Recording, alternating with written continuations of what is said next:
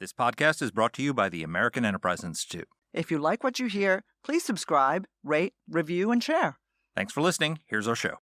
What in the hell's going on? What the hell is going on? What the hell is going on? I don't know what the hell he's talking about. You don't have to know what the hell is on it. What the hell's the matter with these guys? We don't know what's going on. What the hell's going on? Who in God's name knows what it's all about?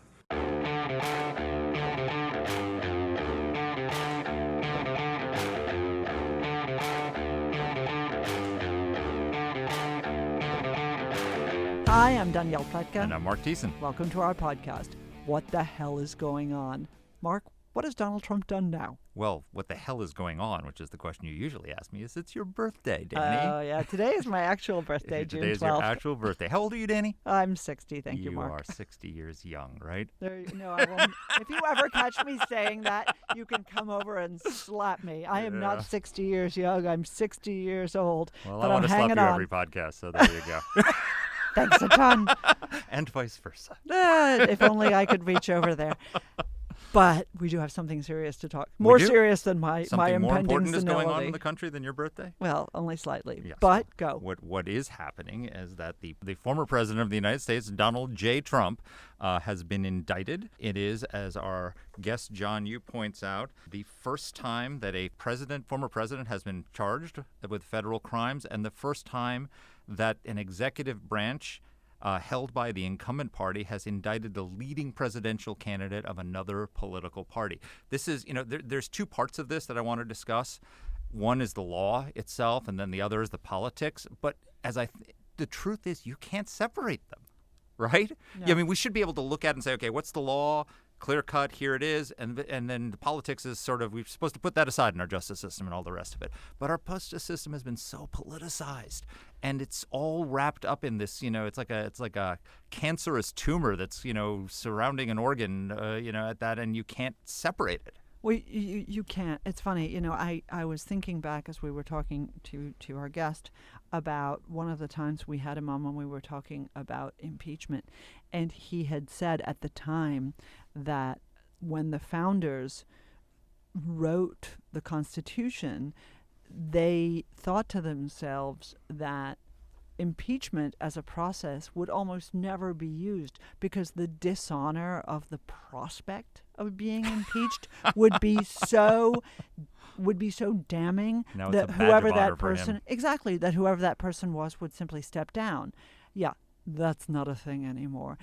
Honor is not a thing. Apparently integrity is not a thing. And now following the law is not a thing. And protecting classified information is not a thing. Right. There's a ton of whataboutism that's going on. What about Hunter Biden? What about Hillary? None of that is exonerating. Yes, maybe they all should have been prosecuted. Maybe they all should be prosecuted still today. But that doesn't mean that Donald Trump is innocent. But here's the thing, Danny. None of it, I agree with you that none of it is exonerating, but it's all relevant. And it's all part of the picture, because this is going to get judged. It will get judged by a jury in Miami once it goes to trial, but it's going to be judged by the jury of the American people in the court of public opinion, because this is going to affect the presidential election.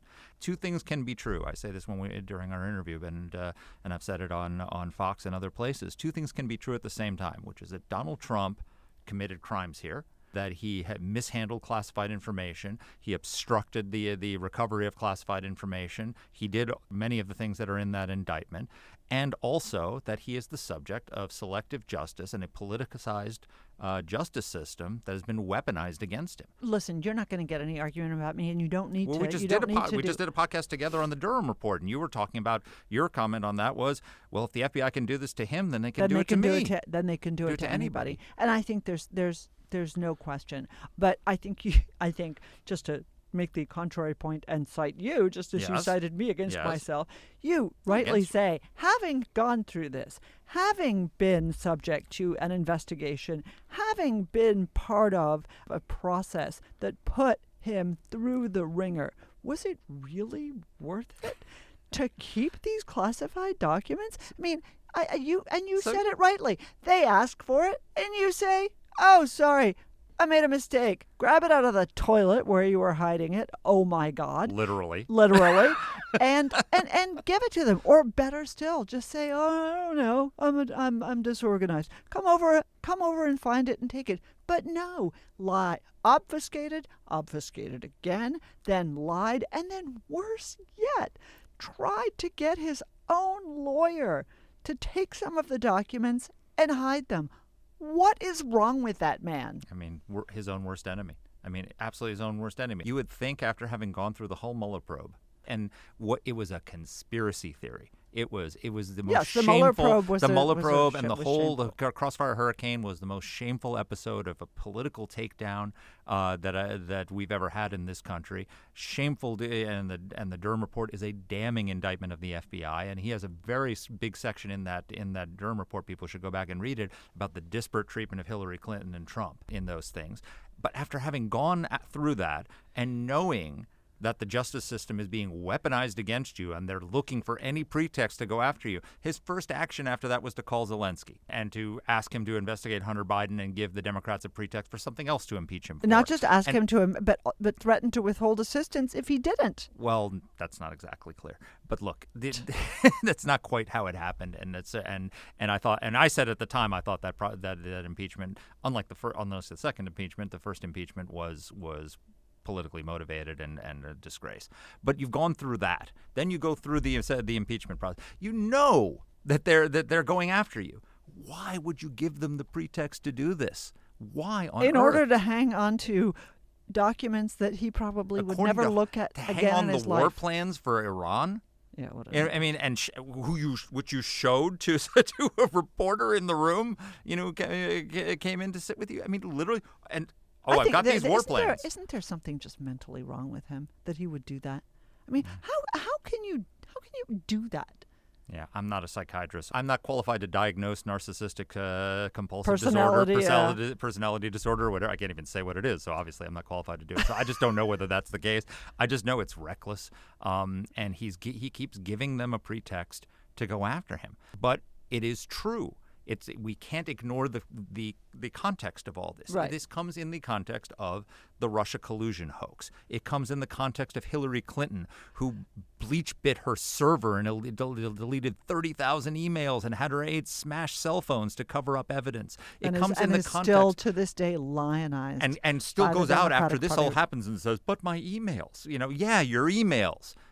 And by the way, unlike Donald Trump, Hillary Clinton's emails were compromised by foreign governments and foreign intelligence services. We know that because the Justice Department Inspector General found that the emails with classified information were compromised by foreign adversaries. She doesn't get prosecuted. Joe Biden, who didn't have, he wasn't a former president, didn't have declassification authority, had documents. I went through the beginning of that indictment and just read it, and you could go through the first dozen pages, and most of it applies to Joe Biden. It was he had documents he didn't have a right to have. Well, so did Joe Biden. He had them in a place where there were public events happening and could have been accessed by foreign actors. What is the Penn Biden Center? Joe Biden said, well, my Delaware garage was locked. That was great. ridiculous, And yes. it's just, you and I worked in the Senate together. Yeah. I'm sorry. There is no way to accidentally take a classified document off of Capitol Hill and take it home as a senator. It is pretty damn hard. Jesse Helms was the chairman of the Foreign Relations Committee. He didn't have a skiff in his office. No. And Joe Biden didn't either when he was the Senate Foreign Relations Committee chairman. How do you get those documents and take them home by accident? Yeah. That's, so he did things that are terrible. You've got that. You've got it in the context of the Bragg indictment, which was everybody who's reasonable lawyer says that was absolutely politically motivated. And so what Republicans are going to look at this and they're going to say, this is just more going after Trump. We got to rally around him because they're going after him, and they don't care about the distinctions of it. I'm not this rallying time. around him. This time it's really, he really did it this time. They don't care. I think you're right. So let's talk for a second about the politics part of this, because I do think that while I think this is a righteous prosecution, I think this is absent everything else, and you're right, you have to have it in context, but if you just read it by itself, you don't say to yourself, ooh, this is like the Russia hoax. This is not like the Russia hoax, and I don't understand why Donald Trump keeps calling it the boxes hoax, because, dude, those were in your house. And Right. they had classified information. And they on it. classified. There's no hoax there, right? So that to me is weird. And I've said this before on the podcast.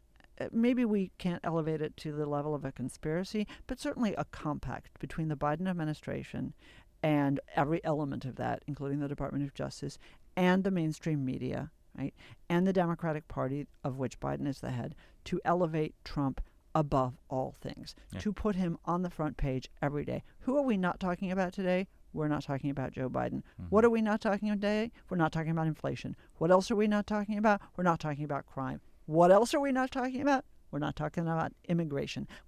I could keep going on here. We're not talking about any of the things that we should be talking about in the year before a presidential, because we're talking about Donald Trump. And that serves one agenda, and that is the Democratic Party agenda to have Trump be the candidate of the Republican Party as they go into 2024. Yeah, I agree with you. And, this is going to create a rallying effect inside the Republican Party. So if you look at it, there have now been 2 CBS News polls that have borne this out. This is they actually drill down into the Republican electorate and they ask them a question. Which candidates are you looking at, right? And so a quarter of the Republican electorate says, I'm only looking at Trump.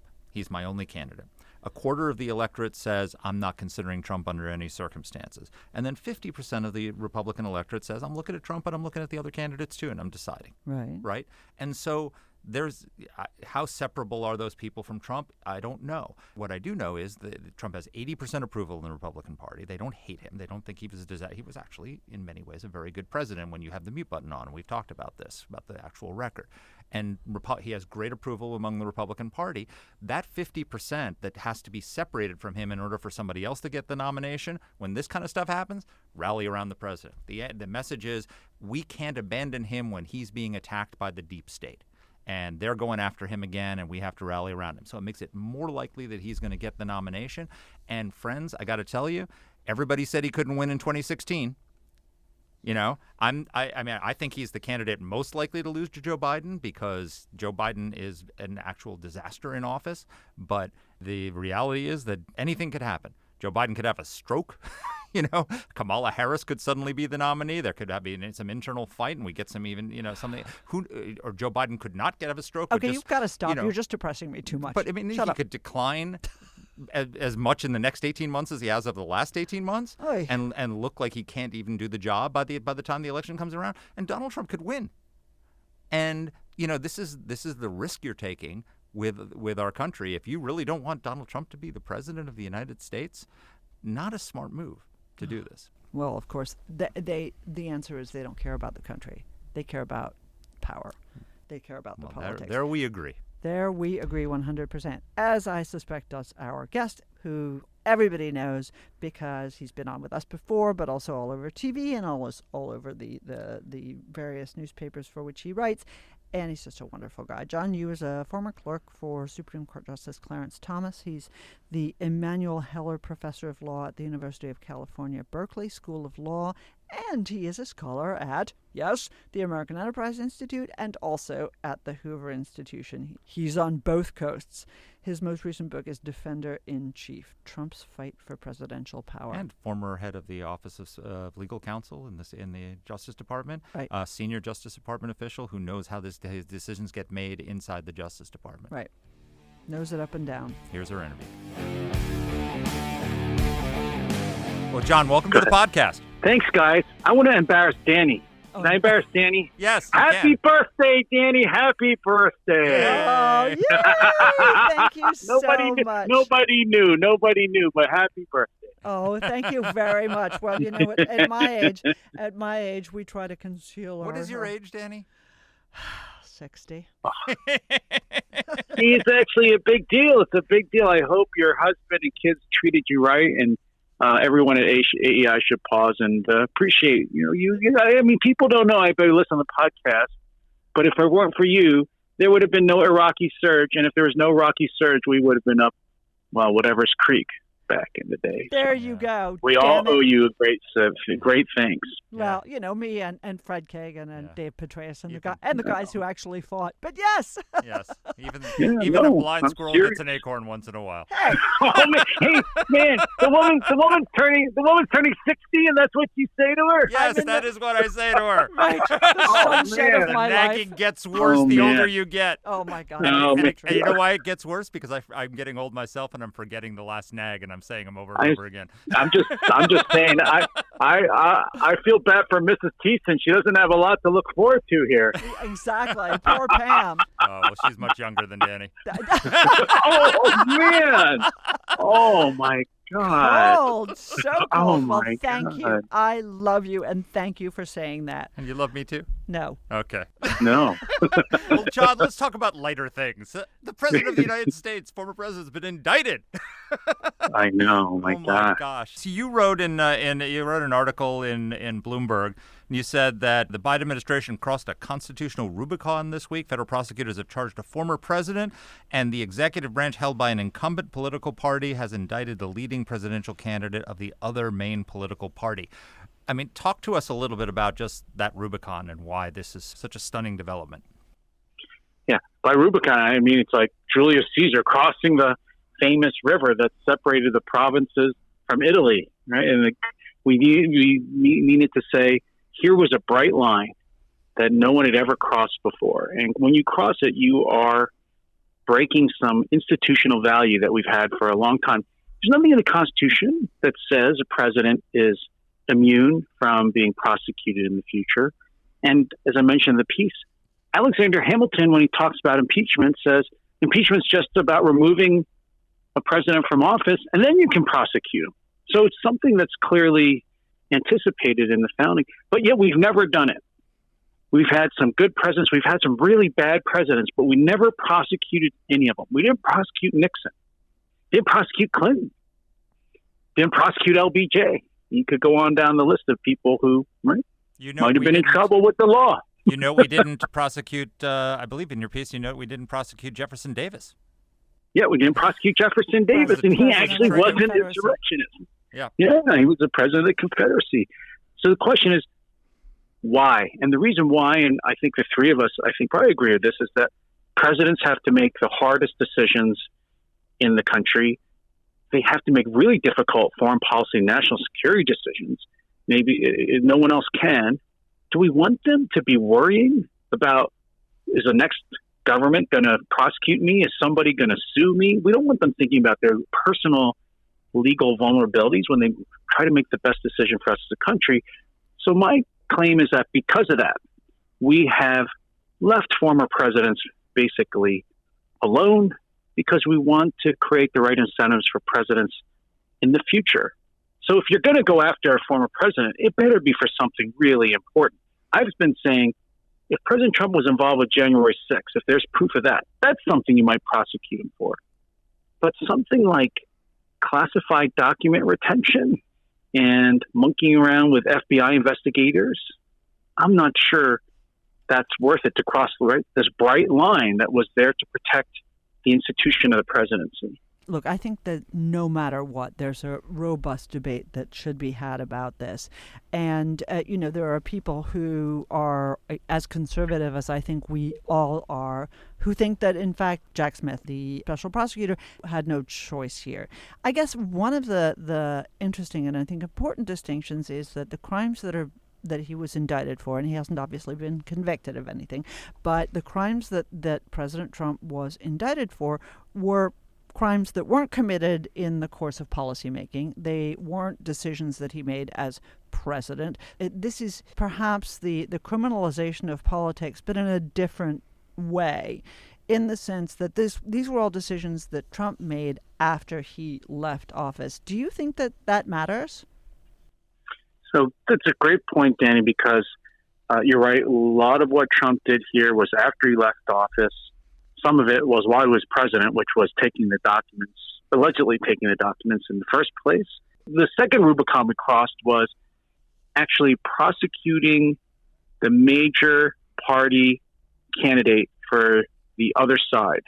Right? That's more of the political element that you're talking about, Danny, that's a little different, actually, right, than the institutional concerns of the president, and gets more into, are we using law enforcement here to interfere in elections? Why not wait until the election is over? Or why not, if Trump should win, why not wait till after Trump's president? But the fact that you're bringing this case now guarantees that it's going to affect the 2024 presidential elections. That, I think, is to me that's a gamble, a risk that the Justice Department is running. Because think about it this way. Think about the reverse. Everyone's thinking about, what if Trump gets convicted? How does that work? But think about the opposite. Suppose Trump gets acquitted. I think if he gets acquitted, the Justice Department will have single-handedly handed the presidency to Donald Trump. Think about how incredible risk that is.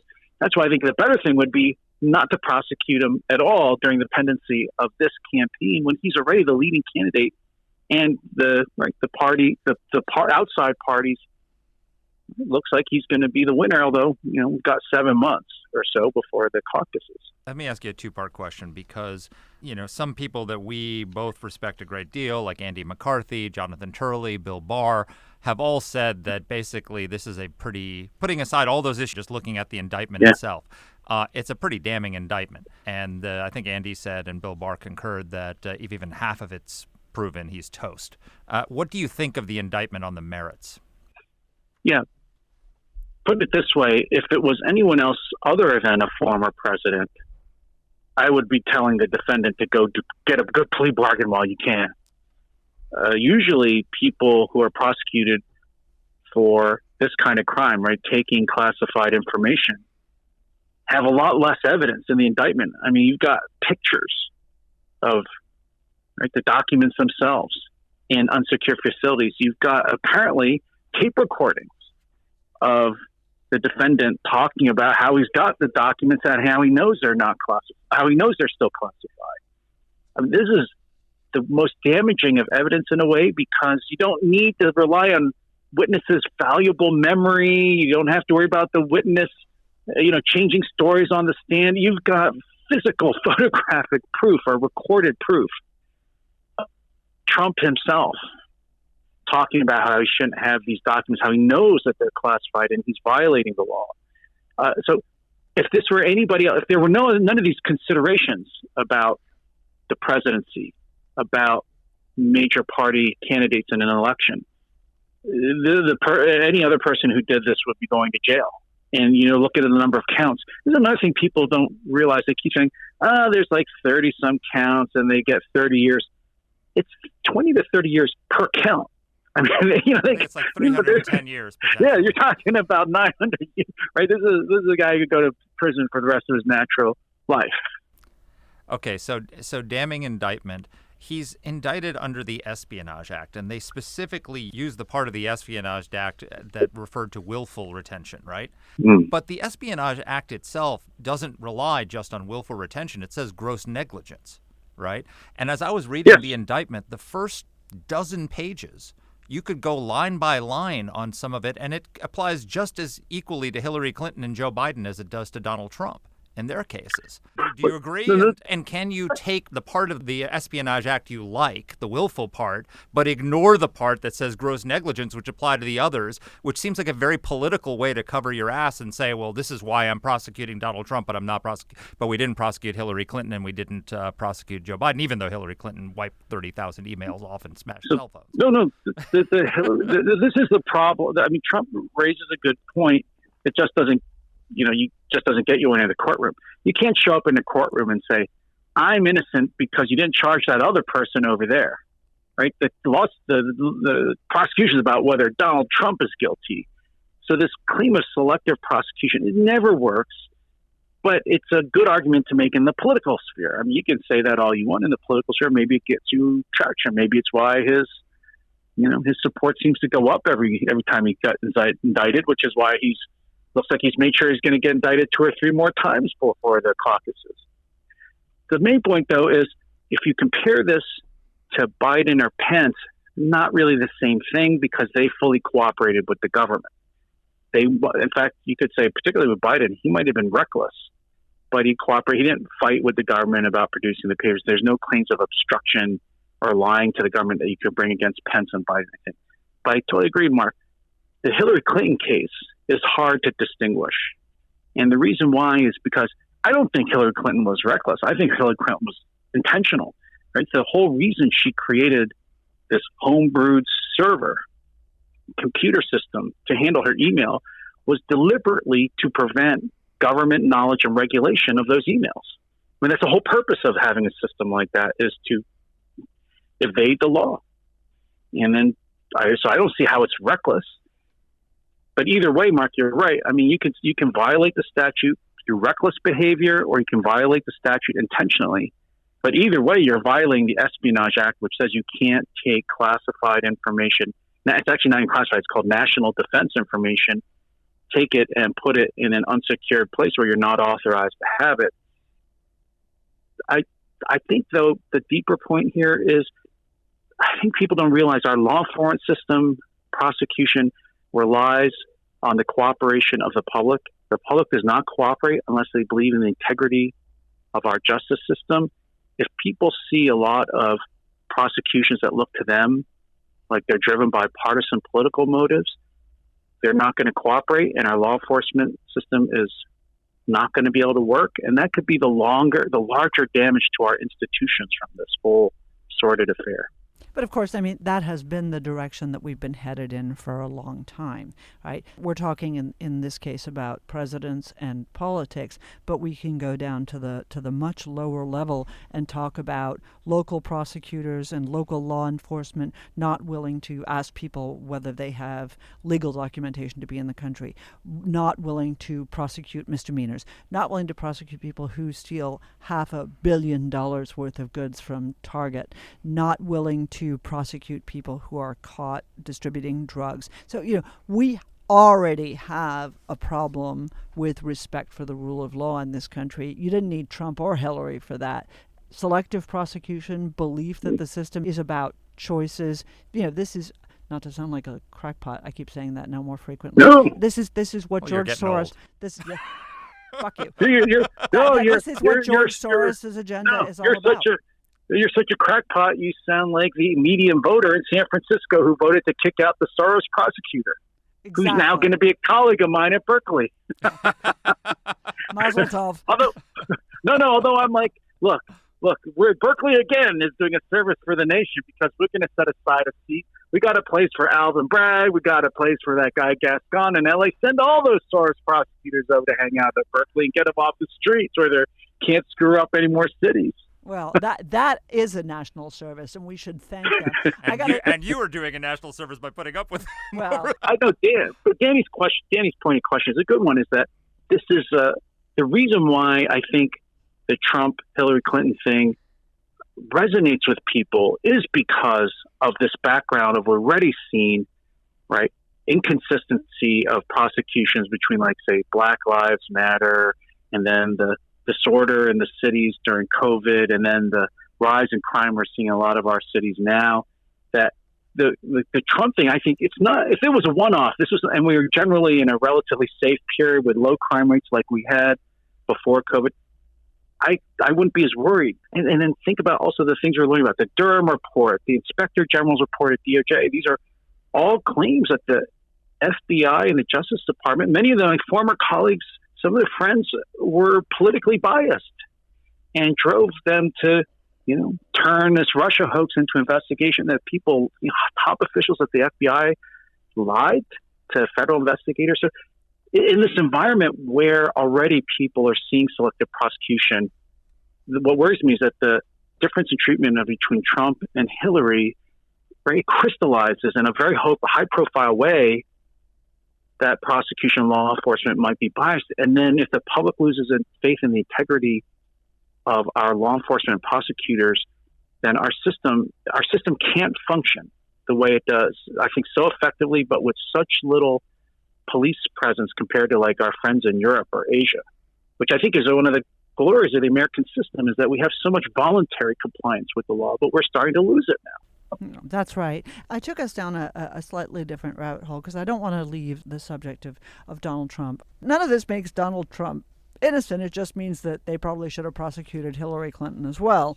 That's a complexity here. For me, I have to say, on the topic of Trump and the documents, the thing that really slammed the last nail in the coffin of, I think, his deniability on all of this was that transcript where he literally is talking about classified war plans and how he could have declassified it if he were still president, but he's not president anymore. So it's clear he understands the rules. And he's still talking about classified information, highly, highly classified information, that with somebody who had no security clearance. His loose disregard for the rules is something stunning. I find actually why Trump did this inexplicable. Mark mentioned Bill Barr. He said this. A lot of us in the conservative legal community have been asking this is, why didn't Trump just return the documents when the FBI asked for them? If he had cooperated and handed them all back, none of this we wouldn't even know. Never would have been a public matter. We wouldn't need to have a prosecution at all because, the department did not prosecute Biden or Pence for having done. What do you think? Why? The three of us, we're roughly the same age. Don't you know people who were in our parents' generation whose filing system is just throwing things in cardboard boxes in big piles? I know lots of people who do that. I think Trump's a hoarder. Filing system. Yes, that's his filing system, right? And you can classified information in there. Well, what do we know about you, Mark? No, but right, like you saw one of the boxes. I mean, one of the damning pieces of evidence, as Danny puts it, is the photographs and the transcripts. One of those boxes busted open, right? And it's like Trump's collecting newspaper clippings about himself as president, and he's got pictures of himself in there, and then the classified documents. He's just like throwing in these boxes all the stuff he wants to keep. He's never going to look through all of it. He just wants to have it. So I think it's that. Plus, he hates, after the whole Russia hoax experience, he hates the FBI and the Justice Department. He thinks they're out to get him. He might have some justification with that. That's not grounds to defy a subpoena and try to hide documents from agents. But it explains, I think, why he did what he did. It doesn't make sense to me. And the thing about Trump, and this has, I think, been true for me for the last 6 years, I think a lot of people, is that even though he's outrageous and a lunatic, it's almost like if you believe in the institutions, you have to defend him because he relies on the fact that these institutions like the presidency has been protected this way, that we haven't prosecuted former presidents to act this way, even though his underlying behavior has no justification. But, going on Danny's point about the lunacy, it's like he knows that so I think two things can be true at the same time, which is that Donald Trump arguably committed crimes here, that mishandling of classified information was egregious, and also that he's the victim of selective prosecution by a politicized justice system that's out to get him. Those things can both be true. But you would think that after having gone through the whole Mueller probe, right, and having come out of that and been vindicated that he didn't collude, that you would be careful after that not to give them a pretext to go after you. Or try to suborn your own lawyers. Yeah, but that literally the Mueller report comes out, and the next day he calls Zelensky and says, investigate Hunter Biden, and gives them the pretext for the first impeachment. And then now here he gives them the pretext. It's like he's the most self-destructive person I've ever seen in public life. He's like a gambler, isn't he? Letting the bet run. Right? He's like, hey, I hit 0-0 again. I'll just keep the big pile on that number. I mean, it started with him getting elected, right, which is totally against the odds. And then he just kept the bet running. He reminds me completely of the people I hang out with on the, in the casino on the, cruise ships I like to go on late at night. This is a story we need to hear at some point. But that kind of explains why he acts that way. But everything you're saying is right. I mean, in a funny way, the true mistake actually was not prosecuting Hillary Clinton. Yeah. And in that case, the Justice Department did not prosecute her because they thought it would affect the election and hand the victory to Donald Trump and depress Clinton's numbers, even though just announcing you weren't prosecuting her had that effect back in 2016. Now the Justice Department is overreacting in a way. They've taken the wrong lessons from 2016. They're going to say, oh, yeah, we should have prosecuted Hillary, so now we're going to prosecute Trump. Well, but there's a little asterisk here that I think is important, which, well, at least some people tend to forget, which is that during Trump's 2015 and 2016 campaign, what did everybody chant at the Trump rallies? Yep. Lock her up. And Trump, and I don't think I have them here, but there were a series of quotes from Donald Trump at the time. In my administration, people will respect classified information. Oh, they have it in the indictment. Right. They quote him. But I don't have the indictment right in front of me. But you know, having said those things, that he remains so oblivious to his own hypocrisy, to his own stupidity, and to his own self-endangerment. You're right. He is like a riverboat gambler, but one who repeatedly loses. Well, I think that's all true. So from a former DOJ prosecutorial perspective, the only thing I'll say is when we decide to prosecute someone, the ultimate thing we have to think about is the public interest. So we look at a lot of factors like how bad was the crime, are you deterring people, so on. But the most important thing is it in the national interest? And the way I think we should think about it is there's a difference. Look, the Justice Department could prosecute lots of people. Our prosecutors actually don't have the resources to prosecute every person for every violation of every federal crime there is out there. So you have to prioritize, and you have to ask, it's not just about punishing the individual. Is this in the national interest going forward? That is actually the most important criterion for bringing a prosecution against anybody in the federal system. And that's what I think people are not really computing carefully, is think about the incentives this prosecution puts on former presidents, and but particularly future presidents, and also on major party candidates. Think about what Trump's going to do suppose Trump wins. He's going to turn the Justice Department on the Bidens. I have no doubt. I mean, is this crossing of the Rubicon going to set off a cycle where every president goes under investigation? And I say this, look, ethnically I'm Korean, although my parents took me over before I could talk. Every president in Korea has been in jail. It's like being governor. I'm not sure which is worse, being president of Korea or governor of Louisiana, but they all end up in jail. So our friend Andy McCarthy said that if you tell me you look the other way because Hillary Clinton got a pass, I respectfully suggest you've lost your way. You know, and that may be true from a legal perspective. I agree. If you just look at it in the stovepipe of the legal indictment, it's damning. It's pretty clear he did it. He committed crimes, yes, and all the rest of it. But we can't look at it in that stovepipe. And the ultimate jury in this case is going to be, because there's an election coming up, it's going to be the American people.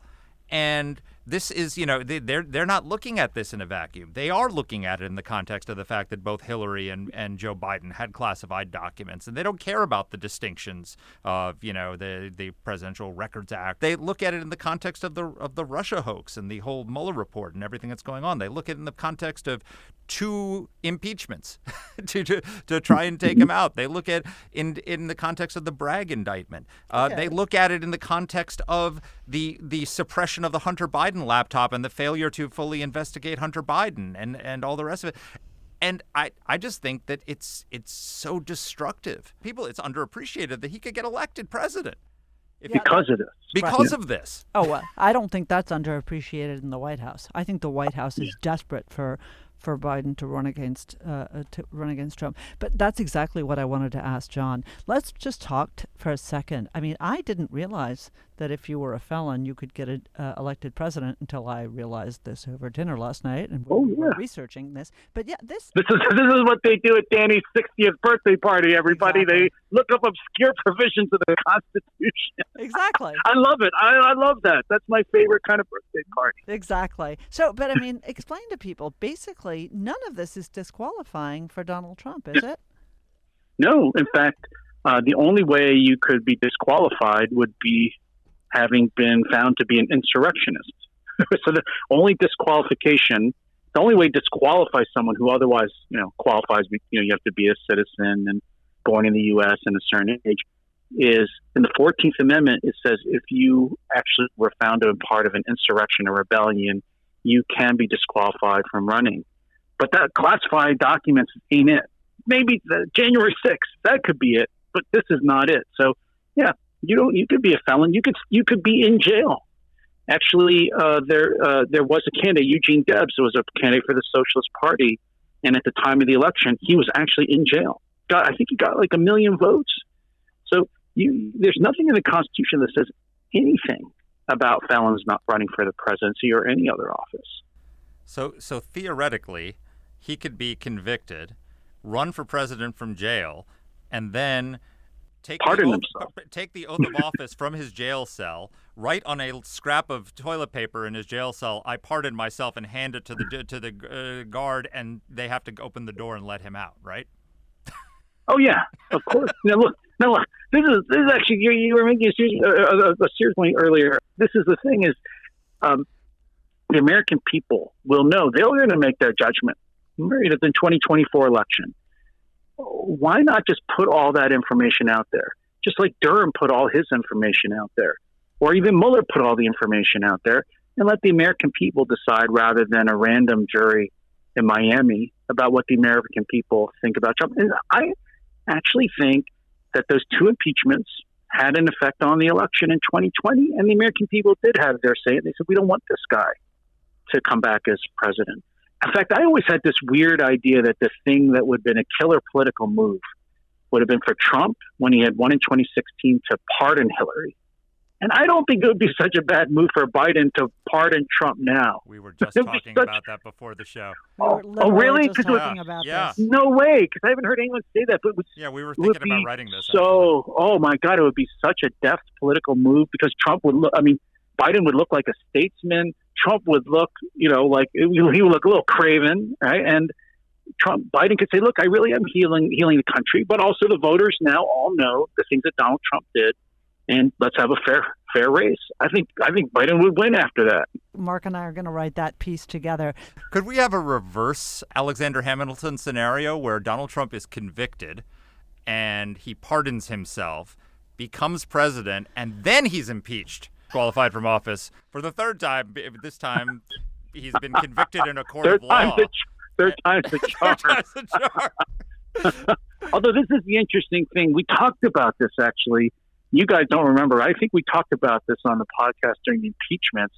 Remember with the second impeachment is it has to be for something you do while you're in office. Oh, interesting. So I don't think Mark's fantasy works there. Mark's Armageddon of media and politics actually coming together is going to work there. Well, damn.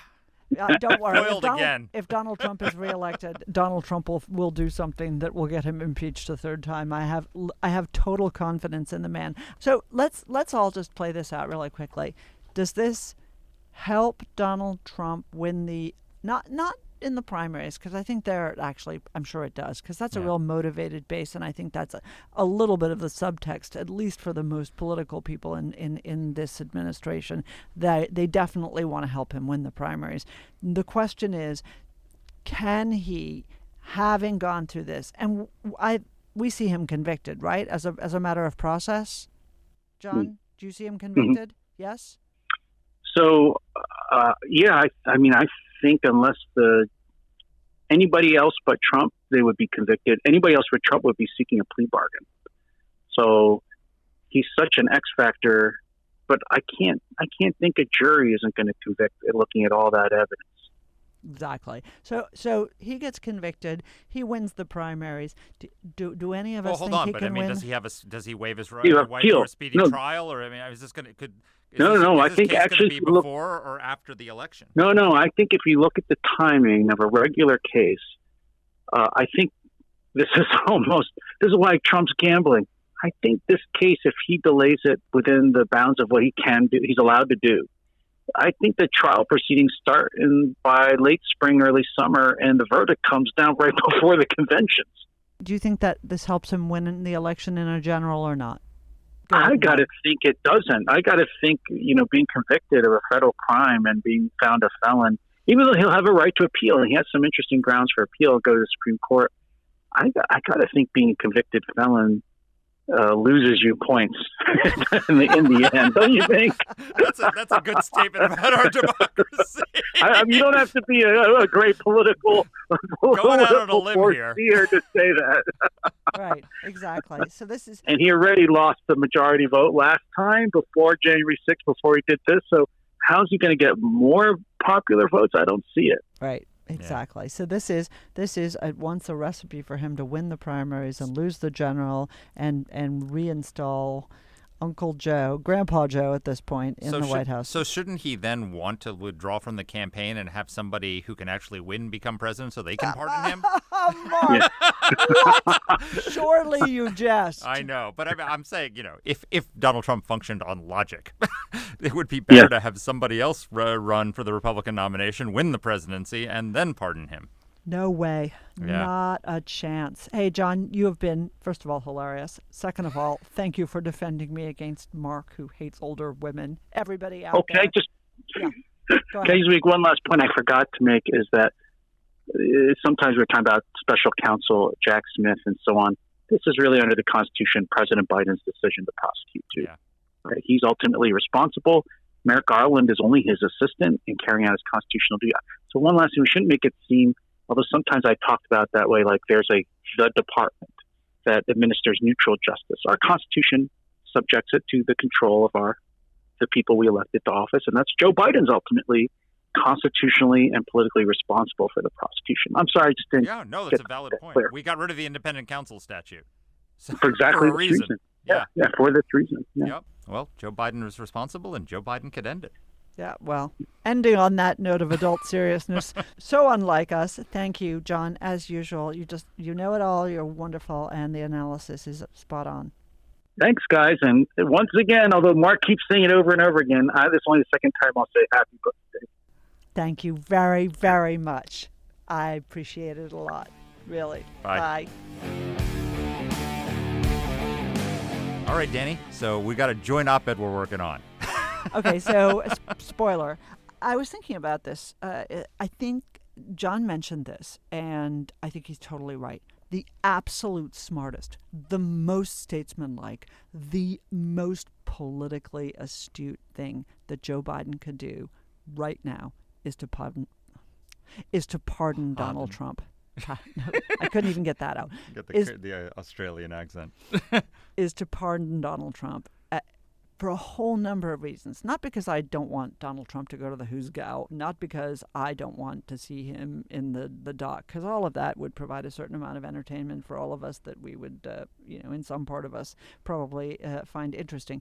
But because the country shouldn't be put through this, because he would set a precedent that for once and for all, we are going to go back to the two words I mention all the time, regular order. We are actually going to behave not like a banana republic. We're going to behave like a proper country. I don't want to see the president of the United States prosecuted. He would say, what would Donald Trump do? Say, no, I don't want your pardon? Absolutely not. Donald Trump wouldn't do that and wouldn't say that because he'd love that pardon. It would be great for Biden. We would still all talk about Trump and it would be helpful to him. And I think it would cement for him a victory in 2024. I don't know if I would go that far that would cement a victory for him, but I think it would be a very smart move. It would be a statesmanlike move. It would be he promised to put his whole soul. It would put his whole soul into uniting the country. And look, I think that's 100% correct. The chances of that happening, slim to none. I don't know. I don't know. I mean, yeah?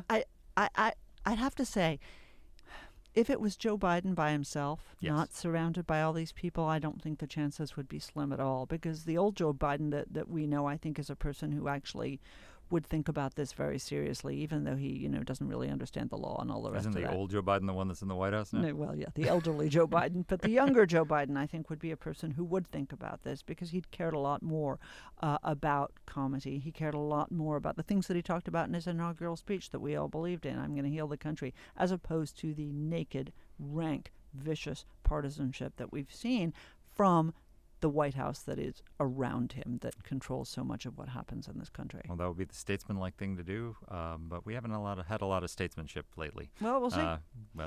We'll see. We're going to say so. Maybe he'll listen. We're going to make listen. the case, and we'll see if he listens to us.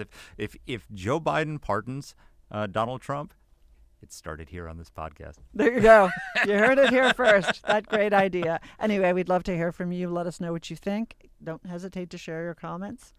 And Thanks. send Danny your birthday wishes. That's right. Don't forget to send me your birthday wishes. And presents. No. No, that would be wrong. But I'll give you my address later. Just DM me. Thanks. Bye, everybody. Take care. Let us know what topics you'd like us to cover. You can get in touch with the show by emailing us at whatthehell@aei.org. Or you can reach us on Twitter. I'm at @dpletka. And I'm at Mark Thiessen. That's Mark with a C. Please rate and review the podcast.